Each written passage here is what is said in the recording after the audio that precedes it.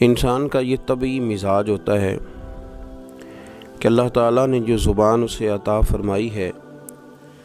وہ زبان خشک نہیں ہے بلکہ تر ہے، اور اس کی جو تر زبان ہے وہ کچھ نہ کچھ بولتی ہے، کچھ نہ کچھ بات کرتی ہے، بہت دیر تک انسان کا خاموش رہنا ممکن نہیں ہوتا، چونکہ اس کی زبان کے اندر اللہ تبارک و تعالیٰ نے خشکی نہیں رکھی، تری رکھی ہے، تو وہ کچھ نہ کچھ بولتا ہے، کچھ نہ کچھ کہتا ہے، اور کوئی نہ کوئی بات وہ بیان کرتا ہے۔ اب چونکہ زبان اللہ نے دی تھی اور زبان تھی بھی تر، کچھ نہ کچھ بیان کرنا تھا، تو اللہ کریم نے ارشاد فرمایا کہ چونکہ دی میں نے ہے تو لہٰذا اسے دیگر کاموں میں لگانے کی بجائے میری یاد میں لگا دو۔ فرمایا یا ایھا الذین آمنوا اذکروا اللہ ذکرا کثیرا، اے ایمان والو اللہ کا ذکر کثرت کے ساتھ کرو، وسبحوہ بکرۃ واصیلا، اور صبح و شام اللہ ہی کی پاکیزگی بیان کرو، اسی کی پاکی بیان کرو۔ صبح سے لے کر شام تک گفتگو کے کلاوے ملانا، لمبی چوڑی باتیں کرنا، اس میں جھوٹ کی آمیزش کا ہو جانا، غیبت کا شامل ہو جانا، بہت ساری آلائشوں سے اپنی زبان کو بھر لینا، منع فرما دیا، میں حکم دے دیا کہ تم اس طرح کرو، تم میری یاد میں لگ جاؤ، تم صبح و شام میری پاکی بیان کرو، تم میری طرف متوجہ ہو جاؤ۔ رسول کائنات صلی اللہ تعالیٰ علیہ وآلہ وسلم کی بارگاہ عالی مرتبت میں، عزت و عظمت میں ایک بوڑھے صحابی حاضر ہوئے اور عرض کی یا رسول اللہ صلی اللہ تعالیٰ علیہ وسلم، میں بڑی دور سے آیا ہوں، پتہ نہیں دوبارہ آپ کی زیارت مجھے نصیب ہو سکے کہ نہ ہو سکے۔ یا رسول اللہ صلی اللہ علیہ وسلم، مجھے کوئی ایک ایسی بات ارشاد فرما دیں کہ جو مجھے کفایت کر جائے، یعنی اس سے میری دنیا بھی بن جائے اور میری آخرت بھی بن جائے، ایک بات۔ تو نبی پاک صلی اللہ علیہ وسلم نے فرمایا تیری زبان ہر وقت اللہ کے ذکر سے تر رہنی چاہیے، یہ بات تجھے کفایت کر جائے گی، تیرا فائدہ کر جائے گی، دنیا اور آخرت میں تجھے نفع دے جائے گی۔ اسلام نے ہر وقت ذکر الہی کا حکم دیا، سونے کے وقت کی دعا بھی سکھلائی، اٹھتے وقت کے الفاظ بھی سکھائے۔ اسلام نے کہا کہ کھانا کھانا ہے تو بسم اللہ شریف سے شروع کر لینا، اور جب ختم کرنا تو الحمدللہ پہ ختم کر لینا، جب تمہیں کوئی چیز بھلی لگے تو پھر ماشاءاللہ کہہ لینا، جب کوئی مصیبت آئے تو انا للہ و انا الیہ راجعون پڑھ لینا، اور جب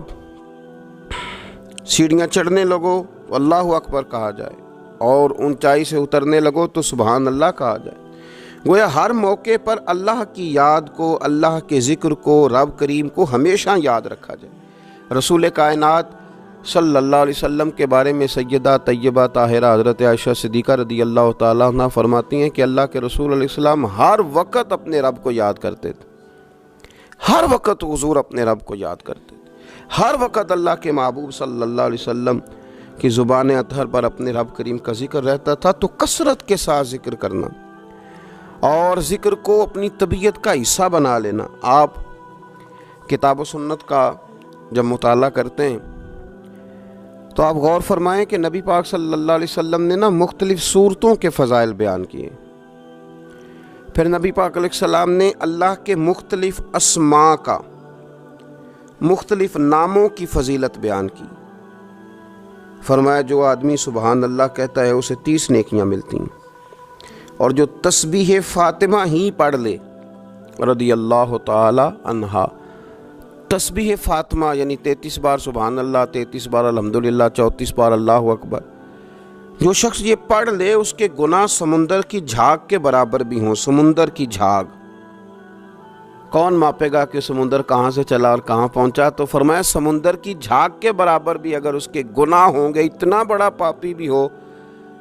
تو یہ اللہ کا ذکر کرنے کی برکت سے، تسبیح فاطمہ پڑھنے کی برکت سے اللہ اس کے گناہوں کو معاف فرما دے گا۔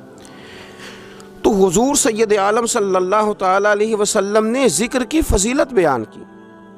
نبی پاک صلی اللہ علیہ وسلم نے بہت سارے اسماء تھے جن کی عظمت، عزت، رفعت بیان کی، فرمایا اس کے ساتھ اللہ کا ذکر کرو۔ صورتوں کے فضائل بیان کی۔ ہمارے ہاں میں نے دیکھا ہے کہ بعض واعظین اور بعض نقیب حضرات یا بعض ایسے لوگ جو بات کرتے ہیں تو اگر ان کی بات توجہ سے نہ سنی جائے تو وہ خود کئی دفعہ کہہ دیتے ہیں کہ میری بات ضائع نہ کر دینا، میرا جملہ ضائع نہ کر دینا۔ وہ سمجھتے ہیں کہ یہ بڑی اہم بات تھی جو میں کرنے جا رہا ہوں، اور کئی لوگ آپ ان کی بات توجہ سے نہ سنیں تو ان کے چہرے پر اظہار ناراضگی نمایاں ہو جاتے ہیں کہ یار میں بات کر رہا تھا، اس بندے نے توجہ ہی نہیں کی۔ تو نبی پاک صلی اللہ علیہ وسلم کی جو باتیں ہیں، جو حضور نے فضائل بیان کیے کہ لا حول ولا قوت الا باللہ تمہیں غموں سے نجات دے گا، اور نبی پاک صلی اللہ علیہ وسلم نے یہ جو فضیلت بیان کی کہ جب تم کہتے ہو سبحان اللہ و بحمدہ سبحان اللہ العظیم تو زمین آسمان کے درمیان جتنی جگہ ہے اتنا اللہ تمہیں اجر کا بھر کے جو ہے وہ عطا فرماتا ہے اپنے فضل سے۔ تو یہ جو حضور نے مختلف اذکار کی فضیلتیں بیان کی، جو نبی پاک صلی اللہ تعالیٰ علیہ وسلم نے پہلا کلمہ شریف کے بارے میں فرمایا کہ یہ سب سے افضل کلمہ ہے، اور سب سے افضل دعا کے بارے میں فرمایا کہ الحمدللہ کہنا سب سے افضل دعا ہے، تو یہ اذکار کے جو فضائل حضور نے بیان کیے تو کیا معاذ اللہ ہم ان کو ضائع کریں گے؟ ان باتوں کو نہیں، ایک عام آدمی کی بات تو ضائع کی نہیں جا سکتی، تو رسول کریم صلی اللہ علیہ وسلم کی بات کو کیا ضائع کیا جائے گا؟ تو پھر جو بات سمجھنے کی ہے، جو بات غور کرنے کی ہے، جس پر ہمیں خاص توجہ دینی ہے، وہ یہ ہے کہ ہم ہر اس فضیلت کو ڈھونڈیں، تلاش کریں جو نبی پاک نے بیان فرمائی، اور پھر ہم اس فضیلت کی روشنی میں ان اذکار کو کرنے کی کوشش کریں، ان ساری باتوں کی طرف توجہ کریں۔ اور جب آپ اللہ کا ذکر کر رہے ہوتے ہیں نا، تو جس طرح آپ کے وجود کی غذا ہے، روٹی، کھانا، پانی، ہوا، صحت، سانس، یہ آپ کے وجود کو زندہ رکھتی ہے، تو ایک روح کی غذا ہے، روح کی غذا ہے رب کریم کا ذکر، اللہ کی یاد۔ ہمارے ہاں زیادہ تر یہ ہوتا ہے کہ اللہ کا ذکر تو کیا جاتا ہے تو اس طرح کیا جاتا ہے جیسے طوطے نے کوئی لفظ رٹ لیے ہیں تو اب وہ بیان کر رہا ہے نا۔ ہمارے صوفیاء نے، بزرگوں نے لکھا ہے کہ وہ جو کہا گیا کہ الا بذکر اللہ تطمئن القلوب، یاد رکھو اللہ کے ذکر میں دلوں کا چین ہے، تو بعض لوگ کہتے ہیں میں تو بڑی تسبیح پڑھتا ہوں پھر بھی بے سکون رہتا ہوں، تو اس کا جواب وہ یہ دیتے ہیں کہ چونکہ انہوں نے اللہ کا ذکر کیا تو صحیح، لیکن اس طرح کرتے رہے جیسا طوطا رٹ کے کر رہا تھا۔ اگر غور کرتے اس بات پر، توجہ دیتے اس بات پر، اگر ان کا یہ ایک ذہن بن جاتا کہ میں بھلا کیا کہہ رہا ہوں، جب ان کی زبان سے نکلتا سبحان اللہ، تو پھر غور کرتے کہ میں نے یہ کہا ہے کہ اللہ پاک ہے، اللہ پاک۔ اب یہ چیز جب ان کے ذہن کے اندر، ان کے دماغ سے، ان کی روح سے ٹکرائے گی، تو جب انہوں نے کہا کہ میرا رب پاک ہے، سبحان اللہ عما یشرکون، وہ پاک ہے ان چیزوں سے جن سے لوگ اس کے ساتھ شرک کرتے ہیں، تو اب جب کہا کہ وہ پاک ہے اور اس نے جو چیز بنائی ہے وہ حسین و جمیل ہی بنائی ہے، ہر عیب سے پاک ہے، وہ اس نے ہر چیز بہترین نقش و نگار کے ساتھ بنائی ہے، تو بتائیے کہ جب یہ سبحان اللہ کا معنی اور اس کا مفہوم سمجھ کر اللہ کا یہ ذکر کیا گیا، تو اب اس طرح نہیں ہو گیا کہ جیسے پورے وجود کے اندر خوشبو بکھر گئی ہو، اب یوں نہیں محسوس ہو گیا کہ جیسے بالکل ساری طبیعت ٹھنڈی اور پھولوں کی طرح ہو گئی، اب ایسے نہیں محسوس ہو گیا کہ جیسے اللہ نے قوت، طاقت اور روحانیت عطا کر دی۔ اور پھر جب کسی شخص نے کہا کہ الحمدللہ، تمام تعریفیں اللہ کے لیے، تب آپ اندازہ فرما لینا کہ وہ کتنا عظیم اور کتنا بڑا مالک ہے، کہ کہا جا رہا ہے کہ میں کسی کی کوئی جھوٹی تعریف نہیں کروں گا، مجھ سے کسی کی خوشامد نہیں ہوتی، اور کوئی کتنا بھی اونچا چلا جائے یہ ساری تعریفیں کمزور ہیں، حدود والی ہیں، ایک رب ہے الحمدللہ جس کے لیے تمام تعریفیں، تمام تعریفیں اسی رب کے لیے۔ اور جب کہا اللہ اکبر، اللہ بہت بڑا ہے، جب اس کی زبان سے یہ جملے نکلتے ہیں تو آپ ذرا غور فرمائیں کہ وہ کہاں پہنچ جاتا ہے۔ وہ پھر کیا کبھی کسی سے ڈرے گا؟ وہ کسی چیز کا خوف طاری کرے گا؟ کوئی چیز ایسی ہوگی جو اس کے نفسیات پر حاوی ہو سکے؟ سب سے بڑا تو اللہ ہے، تو وہ کبھی بھی کسی بڑے آدمی کے رعب کا شکار نہیں ہوگا، وہ کبھی کسی کی دولت، کسی کا اقتدار، کسی کی قوت اور کسی کی ظاہری طور پر تھوڑی بہت چمک اسے خیرہ نہیں کر سکے گی، اس لیے کہ وہ جانتا ہے کہ اکبر صرف اللہ ہی ہے۔ تو اب اس کے اندر بہت بڑی طاقت آئے گی، بہت بڑی ہمت آئے گی، وہ بہت زیادہ اپنے آپ کو قوت والا محسوس کرے گا۔ تو یہ جب تھوڑا سا غور کرتا ہے کہ میں کیا کہہ رہا ہوں، میری زبان سے کیا نکل رہا ہے، تو پھر یہ ذکر الہی اس کو ٹھنڈک دیتا ہے، پھر اس کو سکون دیتا ہے، پھر اس کو قوت ملتی ہے۔ اس لیے میرے نبی پاک صلی اللہ علیہ وسلم نے فرمایا، یہ بخاری مسلم کی حدیث ہے، نبی پاک صلی اللہ علیہ وسلم نے فرمایا، اس کی مثال جو رب کا ذکر کرے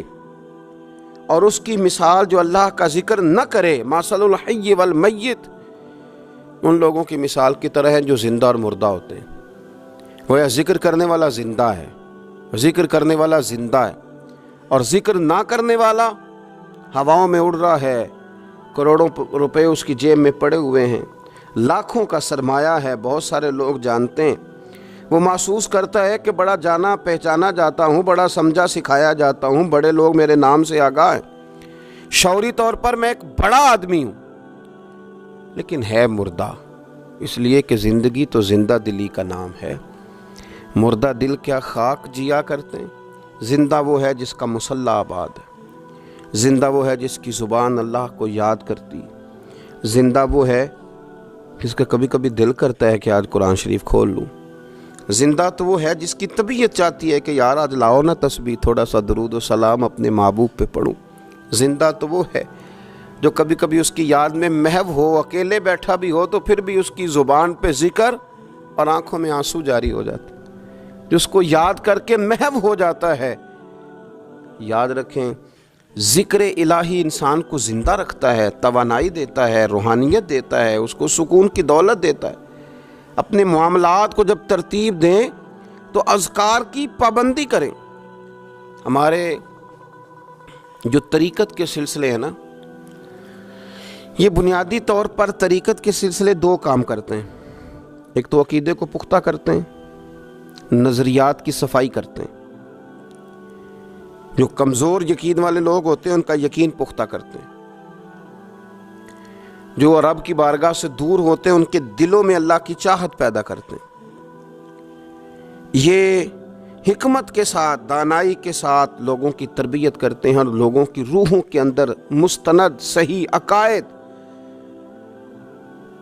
اور یقین کی دولت لوگوں کو دیتے ہیں۔ اور دوسرا یہ ذکر کے طریقے بتلاتے ہیں، یہ لوگوں کو اذکار کی طرف مائل کرتے ہیں، جو لوگوں کا شوق، ذوق، مزاج ذکر کی طرف مائل کرتے ہیں۔ عقیدے کی پختگی دینا اور لوگوں کو اللہ کی یاد میں لگا دینا۔ الف اللہ تے چنبے دی بوٹی تے میرے من وچ مرشد لائی ہو، نفی اسبات، یعنی لا الہ الا اللہ، لا الہ نفی ہے، الا اللہ اس بات ہے، نفی اسبات دا پانی ملیا تے ہر رگے ہر جائی ہو، تے اندر بوٹی مشک مچایا تے جاں پھلاں تے آئی، تے پھر جیوے مرشد کامل باہو جس اے بوٹی لائی۔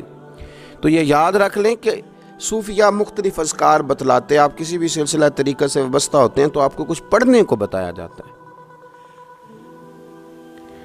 اب کیا ہم نے اس بات کو سمجھا ہی نہیں، ہم نے یہ توجہ ہی نہیں کی کہ ہم شیخ کی بارگاہ میں گئے تھے تو انہوں نے ہمیں کچھ پڑھنے کو، کہیں بھی آپ جائیں آپ کو کوئی استغفار بتا دے گا، کوئی کلمہ شریف بتا دے گا، کچھ نہ کچھ بتایا، لیکن ہم نے کیا کیا؟ ہماری اذکار کی جانب توجہ نہیں رہتی، ہم ذکر نہیں کرتے۔ ہمارے لیے جو کام سب سے مشقت والا ہے وہ ہے ذکر۔ اچھا، بڑا عجیب آدمی ہے نا جو کسی کالج میں یونیورسٹی میں داخلہ لے اور چاہتا بھی پاس ہونا ہے، پر کتاب کھول کے نہیں دیکھ کے پڑھنا چاہتا، نمبر بھی چاہتا ہے میرے 100% ہوں، لیکن کہتا ہے مجھے کتاب نہ پڑھنی پڑے، تو یہ تو بیوقوفی ہے نا۔ آپ کو نصاب پڑھنا ہے اور نصاب کی تیاری کرنی ہے اور پھر نصاب کے مطابق آپ کو چلنا ہے، آپ کا ایک نصاب ہے۔ تو طریقت ایک یونیورسٹی کا نام ہے، جب آپ طریقت کے شعبے میں داخلہ لیتے ہیں تو آپ کو اذکار بتائے جاتے ہیں، آپ کو وہ اذکار کرنے ہیں، وہ وظائف پڑھنے ہیں، ان پر آپ کو توجہ دینی ہے، ان پر آپ کو غور کرنا ہے۔ تو ذکر جب آپ کریں گے تو پھر آپ کو بہت ساری ایسی چیزیں نصیب ہوں گی جن کا نفع ہوگا۔ تو ہمارے صوفیاء ایک تو تنہا ذکر کرتے، پھر اجتماعی ذکر کا بھی سبق دیتے۔ رسول اللہ صلی اللہ تعالیٰ علیہ وسلم نے فرمایا، جب کوئی قوم اللہ کے ذکر کے لیے بیٹھتی ہے تو فرشتے انہیں گھیر لیتے ہیں، رحمت انہیں ڈھانپ لیتی ہے، اور حضور فرماتے ہیں ان پر سکینہ اترتا ہے اور وہ ایک جماعت میں بیٹھ کے اللہ کا ذکر کر رہے ہوتے ہیں اور اللہ فرشتوں کے سامنے ان کا تذکرہ کرتا ہے، فرشتوں کے سامنے۔ تو ایک تو انفرادی ذکر، پھر جو مجالس سے ذکر ہیں، محافل ذکر ہیں، ان کی افادیت یہ ہے کہ جب جمع ہو کر کے لوگ بیٹھتے ہیں تو پھر ان پر اللہ کی رحمت چھا جاتی، پھر اللہ کا فضل ان کی نگہبانی اور خبرگیری کرتا ہے۔ اپنی زبان کو ذکر سے تار رکھیں، جہاں بیٹھیں اجتماعی طور پر وہاں بھی اللہ کی یاد کے ساتھ بیٹھیں، رب کریم کا ذکر کریں۔ ہمارے ہاں اب خلوت میں بیٹھنا، تھوڑا سا لوگوں سے الگ ہو کے بیٹھنا، تنہائی میں بیٹھنا، یہ لوگوں کے لیے اس لیے مشکل ہو گیا ہے کہ لوگ ذکر میں تو بیٹھ نہیں سکتے، عبادت کے ساتھ کوئی دلچسپی رہی نہیں، معاذ اللہ، وظائف پڑھنے کا کوئی ذوق نہیں،